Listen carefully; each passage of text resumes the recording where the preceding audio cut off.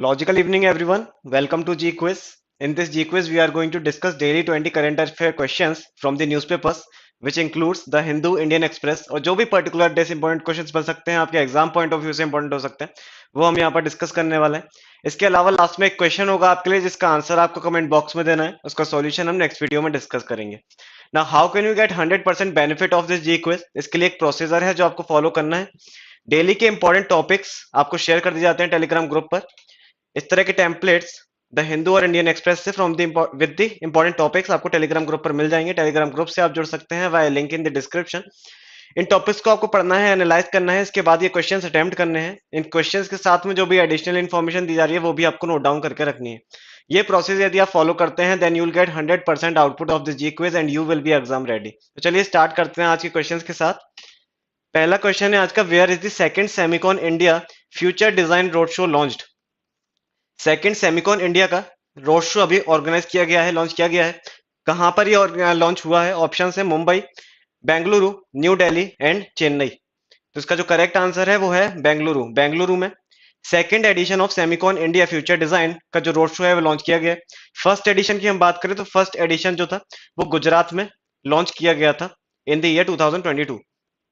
तो ये आपको याद रखना है, फर्स्ट एडिशन भी इसका गुजरात में हुआ था, सेकंड एडिशन रिसेंटली बेंगलुरु में लॉन्च किया गया है। किसने ये लॉन्च किया है? तो अभी जो करेंटली हमारे minister of state for electronics and information technology है, राजीव चंद्रशेखर, इनके द्वारा ये लॉन्च किया गया है at IISc Bangalore. Recently, India has decided to join Agriculture Innovation Mission for Climate (AIM for C). Which two countries has launched AIM for C in 2021? Recently India ने join कर लिया है agriculture innovation mission for climate. किन दो countries ने मिलकर ये launch किया था aim for C in 2021? Options है USA and UK, France and UK, USA and UAE and UK and UAE. तो इसका जो करेक्ट आंसर है वो है USA and UAE. United States of America and United Arab Emirates ने 2021 में M for सी करके एक जो मिशन था वो स्टार्ट किया था, agriculture innovation mission for climate. इसका मेन एम था, its aim is to accelerate investment and support for climate smart agriculture and food systems innovation. Third question है, who will be honoured with the doctor APJ Abdul Kalam lifetime achievement award? इस साल का doctor APJ Abdul Kalam lifetime achievement award किसको मिलने वाला है? Options हैं Jayant Sinha, Vijay Sai Reddy, Arjun Ram Meghwal and टीके रंगराजन। तो इसका जो करेक्ट आंसर है वो है टीके रंगराजन। फॉर्मर राज्यसभा एमपी रह चुके हैं टीके रंगराजन। ये जो आप देख रहे हैं पिक्चर में, ये है टीके रंगराजन। 2 टर्म का राज्यसभा टेन्योर जो था इन्होंने पूरा किया था और ये सीपीआई एम पार्टी से बिलोंग करते थे। अभी कुछ टाइम पहले हमने देखा था सांसद अवार्ड्स के बारे में बात की थी। उसी के साथ में ये APJ Abdul Kalam lifetime achievement award भी दिया जाता है। तो सांसद अवार्ड की बात हमने की थी कि 2010 में ये स्टेब्लिश हुआ था। एपीजे अब्दुल कलाम का ही थॉट था जिसका इम्प्लीमेंटेशन किया गया था इन द फॉर्म ऑफ सांसद अवार्ड्स। उसके बाद ही APJ Abdul Kalam lifetime achievement award भी दिया जा रहा है और ये इस साल टीके रंगराजन को दिया जाना है। अगला क्वेश्चन है, recently 7th annual defence dialogue between India and Sri Lanka was held in which city? India और श्रीलंका के बीच में 7th एनुअल डिफेंस डायलॉग हुआ है, किस सिटी में ये ऑर्गेनाइज किया गया है? ऑप्शन है मुंबई, न्यू दिल्ली, कोलंबो एंड जयपुर। तो इसका जो करेक्ट आंसर है वो है न्यू दिल्ली। न्यू दिल्ली में recently 7th annual defence dialogue हुआ है इंडिया और श्रीलंका के बीच। Instagram co-founders Kevin Systrom and Mike Krieger have launched the AI-powered personalized new application. What is the name of it? Instagram के जो को-फाउंडर्स थे Kevin Systrom and mic Krieger, इन्होंने मिलके एक AI powered personalised new application जो है वो launch की है। क्या नाम है उस एप्लीकेशन का? ऑप्शंस हैं Lydia, artifact, snap AI and स्टा AI। इसका जो करेक्ट आंसर है वो है आर्टिफैक्ट। आर्टिफैक्ट नाम का एक AI powered personalised new application जो है लॉन्च की गई है Kevin Systrom and mic Krieger के द्वारा, जो कि अभी प्ले स्टोर पे अवेलेबल है। Which state became first state to use robotics tech extensively for manhole cleaning? Manhole cleaning के लिए किस स्टेट ने रोबोटिक टेक्नोलॉजी जो है स्टार्ट की है रिसेंटली? ऑप्शंस है मध्य प्रदेश, कर्नाटका, केरला और गुजरात। तो इसका करेक्ट आंसर है केरला। रिसेंटली केरला गवर्नमेंट ने एक रोबोट जो है वो लॉन्च किया है to clean manholes. Manhole cleaning के लिए रोबोटिक्स टेक्नोलॉजी यूज की गई है। ये जो रोबोट है, ये रोबोट डेवलप किया गया है और ये केरला स्टेट ने रिसेंटली लॉन्च किया है। बांदीकुट एरिया जो है, बांदीकुट रीजन है केरला का, to clean sewages in this temple town. ये जो टेम्पल टाउन है बांदीकुट, इसमें मैन होल क्लीनिंग के लिए रोबोटिक्स टेक्नोलॉजी का जो है यूज किया जाने वाला है। Retired justice S Abdul Nazeer had recently sworn in as the governor of which state. कुछ टाइम देखा था हमने, अभी बहुत सारे न्यू गवर्नर जो है उनके अपॉइंटमेंट चल रहे हैं। लद्दाख के एलजी अभी रिसेंटली देखा था, जो कि इंपॉर्टेंट है आपके एग्जाम के लिए। तो B D Mishra, brigadier B D Mishra को अपॉइंट किया गया है लद्दाख का एलजी। और इसके बाद ये जो एक और इंपॉर्टेंट गवर्नर हो सकते हैं आपके एग्जाम के लिए, वो हैं जस्टिस एस अब्दुल नजीर, जिनको अभी जिन्होंने रिसेंटली ओथ ली है as a governor of Andhra Pradesh. Andhra Pradesh के गवर्नर के रूप में रिसेंटली इन्होंने ओथ ली है एस अब्दुल नजीर ने। एट्थ क्वेश्चन है, recently central government approve the renaming of which city as Chhatrapati Sambhaji Nagar. Chhatrapati Sambhaji Nagar किस शहर का नाम बदलकर रख दिया गया है? रिसेंटली सेंट्रल गवर्नमेंट ने इसका अप्रूवल भी दे दिया है। ऑप्शन है उस्मानाबाद, औरंगाबाद, फैजाबाद एंड भिवांडी। तो इसका जो करेक्ट आंसर है वो है औरंगाबाद। औरंगाबाद का नाम बदलकर छत्रपति संभाजी नगर रखा जाने वाला है, ऐसा सेंट्रल गवर्नमेंट ने भी अप्रूवल दे दिया है। इसी से रिलेटेड एक और क्वेश्चन है, रिनेमिंग से related. Recently central government approved the renaming of which city as Dharashiv. Dharashiv किसका नाम रख दिया गया है? जिसका करेक्ट आंसर है उस्मानाबाद। उस्मानाबाद दोनों ही महाराष्ट्र की सिटीज हैं, Aurangabad as well as Osmanabad. Aurangabad का नाम चेंज करके छत्रपति संभाजी नगर रख दिया गया है एंड उस्मानाबाद का नाम बदल करके धाराशिव रख दिया गया है। 10th क्वेश्चन है, recently which team one she beliefs cup by defeating Brazil in football. Football का एक विमेन फुटबॉल का एक कप होता है शी बिलीव्स कप, जिससे रिसेंटली यूएसए ने जीत लिया है ब्राजील को हराकर। ब्राजील को हराकर यूएसए ने ये कप जीत लिया है, she beliefs cup. 4 participating countries होती हैं इसमें, USA, Brazil, Canada and Japan. तो ये 4 कंट्रीज होते हैं इसमें। She beliefs cup women football से रिलेटेड है, ये आपको पता होना चाहिए। यूएसए ने इस साल ये जीता है। Recently, which country signed an agreement with International Solar Alliance (ISA) to increase the solar energy in the country? किस कंट्री ने रिसेंटली आईएसए के साथ में एक एग्रीमेंट साइन किया है to increase their use of solar energy? Options हैं पाकिस्तान, श्रीलंका, बांग्लादेश और नेपाल। इसका करेक्ट आंसर है बांग्लादेश। बांग्लादेश ने रिसेंटली आईएसए के जो डायरेक्टर जनरल हैं अजय माथुर, उसके साथ में बांग्लादेश के power division secretary Mohammad Habibur Rahman ने एक एग्रीमेंट साइन किया है, जिसमें ये बात होने वाली है कि किस तरह से बांग्लादेश अपना सोलर एनर्जी का जो है यूज को बढ़ा सकता है। ये एग्रीमेंट कब तक इंप्लीमेंट होने वाला है? दिसंबर 2026 तक इस एग्रीमेंट का इंप्लीमेंटेशन होने वाला है। 12th क्वेश्चन है, recently which country impose health emergency due to increasing number of dengue cases. Dengue के केसेस बढ़ने के कारण किस कंट्री ने रिसेंटली हेल्थ इमरजेंसी अनाउंस कर दी है? ऑप्शंस हैं Ecuador, Peru, Venezuela and Sudan. इसका करेक्ट आंसर है पेरू। रिसेंटली पेरू में डेंगू का आउटब्रेक देखने को मिला है। अबाउट 11,500 केसेस रजिस्टर्ड किए गए एंड 16 डेथ्स रजिस्टर की गई हैं in the year 2023।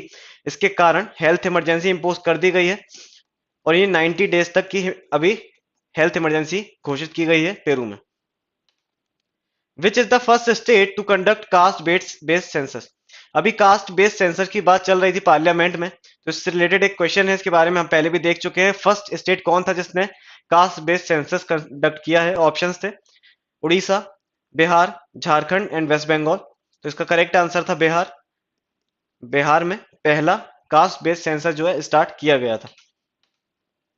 As per great backyard bird count GBBC 2023, which state is India's has the maximum number of bird species? किस स्टेट में maximum number of bird species है? Great backyard bird count की एक report है इसके अनुसार। Options हैं Uttarakhand, Arunachal Pradesh, waste Bengal and Tamil Nadu. इसका करेक्ट आंसर है वेस्ट बंगाल। वेस्ट बंगाल में अराउंड 489 बर्ड के जो स्पीशीज हैं वो फाइंड आउट की गई हैं ग्रेट बैकयार्ड बर्ड काउंट के अनुसार। 489 स्पीशीज वेस्ट बंगाल में, followed by Uttarakhand with 426 and followed by Arunachal Pradesh, Assam and Karnataka. UNFCCC COP28 is scheduled to be held in which country? COP28 से related एक article था आज the Hindu में, उससे related एक फैक्चुअल क्वेश्चन है। COP22 कहां पर होने वाली है इस साल? तो 2023 में COP28 जो है वो यूएई में होने वाली है, यूनाइटेड अरब एमिरेट्स में। आपका यूएनएफसीसी की COP28 इस साल होने वाली है। यूएनएफसीसी कॉप से रिलेटेड एक और क्वेश्चन है। Kyoto protocol was adopted in COP3 of UNFCCC at एम्स एट। जो 3 थी 1997 में हुई थी। क्योटो जो कि एक जापानीज सिटी है, यहाँ पर ये प्रोटोकॉल जो था वो अडॉप्ट किया गया था। इसका मेन एम क्या था क्योटो प्रोटोकॉल का? ऑप्शंस हैं containing emissions of green house gases, stabilising ozone cover, reducing water pollution and arresting desertification. इसका करेक्ट आंसर है controlling the green house gases. Green house gas का एमिशन जो है उसे रोकने के लिए क्योटो प्रोटोकॉल का इंप्लीमेंटेशन किया गया था। Recently FATF suspended membership of which country? किस कंट्री की रिसेंटली एफएटीएफ ने मेंबरशिप जो है वो सस्पेंड कर दी है? ऑप्शंस हैं यूक्रेन, रशिया, नॉर्थ कोरिया और इजराइल। तो इसका करेक्ट आंसर है रशिया। रशिया की रिसेंटली एफएटीएफ ने, फाइनेंशियल एक्शन टास्क फोर्स ने मेंबरशिप जो है वो सस्पेंड कर दिया। क्यों ये सस्पेंशन किया गया है रशिया का? Due to their military invasion in Ukraine. Ukraine में मिलिट्री इन्वेजन का पिछले साल हमने देखा था कि मिलिट्री इन्वेजन किया था रशिया ने यूक्रेन के ऊपर, जिसके कारण recently financial action task force ने रशिया की मेंबरशिप जो है सस्पेंड कर दी है। 18th क्वेश्चन है FATF is the global money laundering and terrorist financing watchdog set up in 1989। It is headquartered at. FATF 1989 में एस्टेब्लिश किया गया था। वॉचडॉग है ये रिगार्डिंग दी मनी लॉन्ड्रिंग और टेररिस्ट फाइनेंसिंग। हेडक्वार्टर कहाँ है इसका ये पूछा जा रहा है। ऑप्शन है Madrid, New York, Paris and Berlin. इसका करेक्ट आंसर है पेरिस। पेरिस फ्रांस में एफएटीएफ का हेडक्वार्टर। 1989 में इसका एस्टेब्लिशमेंट किया गया था और मनी लॉन्ड्रिंग और टेररिस्ट फाइनेंसिंग को रोकने के लिए एक इंस्टीट्यूशन है, ये वॉचडॉग है, ये आपको याद रखना है। 19th क्वेश्चन है recently who won Noisiel international open chess tournament at Noisiel France. Noisiel international open chess tournament recently किसने जीता है? ऑप्शंस हैं NR Vignesh, Stromberg Alexander, D Gukesh और पी इनियन। तो पी इनियन इन्होंने एनआर विग्नेश को हराकर ये जो टाइटल है Noisiel international open chess tournament का वो जीत लिया है। पी इनियन इसके विनर है और रनर अप रहे हैं एनआर विग्नेश। एनआर विग्नेश अभी हमने रिसेंटली ही देखा था 80th grand master of India जो थे वो भी बने हैं एनआर विग्नेश। ये भी आपको याद रखना है। ये जो है ये है पी इनियन जिन्होंने ये टूर्नामेंट रिसेंटली जीत लिया है। लास्ट क्वेश्चन है from where will the first journey of Ambedkar circuit train will start from April 14। April 14 को अंबेडकर सर्किट ट्रेन की पहली जर्नी जो है वो स्टार्ट होने वाली है। कहां सर ये स्टार्ट होने वाली है? ऑप्शंस है न्यू दिल्ली, महू, नागपुर और गया। जिसका करेक्ट आंसर है न्यू दिल्ली। न्यू दिल्ली से स्टार्ट होने वाली है Ambedkar circuit train. Ambedkar circuit train जो है देखो अपना देश इनिशिएटिव जो है आईआरसीटीसी का, उसके अंतर्गत ये स्टार्ट होने वाली है 14 अप्रैल जो कि डॉक्टर बी आर अम्बेडकर की बर्थ एनिवर्सरी, उस दिन ये स्टार्ट होने वाली है न्यू दिल्ली से। इसके बाद इसका जो फर्स्ट हॉल्ट है वो है महू में। महू बर्थ प्लेस है बी आर अम्बेडकर का। इसके बाद ये जाने वाली है नागपुर जहां पर टूरिस्ट जो है उनको विजिट कराया जाएगा दीक्षा भूमि। इसके साथ ही इसमें साइट सीइंग भी इंक्लूडेड है सांची स्तूप की। इसके बाद ये वाराणसी जाएगी। इसके वाराणसी में सारनाथ और काशी विश्वनाथ टेम्पल की विजिट कराई जाएगी। और लास्ट इसके डेस्टिनेशन की यदि हम बात करें तो गया है। गया इसकी लास्ट डेस्टिनेशन है जहां पर महाबोधि टेम्पल और जो कुछ मोनेस्ट्रीज हैं, बुद्धा मोनेस्ट्रीज हैं, उनको विजिट कराया जाएगा टूरिस्ट को। तो ये न्यू दिल्ली से चलकर गया तक जाने वाली है। गया इसका लास्ट डेस्टिनेशन है और न्यू दिल्ली इसका फर्स्ट इनिशियल डेस्टिनेशन है। कल का क्वेश्चन था recently who has been awarded with international mother language award. इसका करेक्ट आंसर था डॉक्टर महेंद्र मिश्रा। डॉक्टर महेंद्र मिश्रा को अवार्ड किया गया है इस साल का इंटरनेशनल मदर लैंग्वेज अवार्ड। कल के लिए क्वेश्चन है recently which high court has become the first high court to commence publication of decisions in its regional language. Options है तमिलनाडु, केरला, कर्नाटका एंड आंध्र प्रदेश। इसका आंसर आपको कमेंट बॉक्स में देना है। इसका सॉल्यूशन हम नेक्स्ट वीडियो में डिस्कस करेंगे। मिलते हैं कल कुछ नए क्वेश्चंस के साथ। तब तक पढ़ते रहिए। Enjoy your studies and stay tuned with विज्ञ।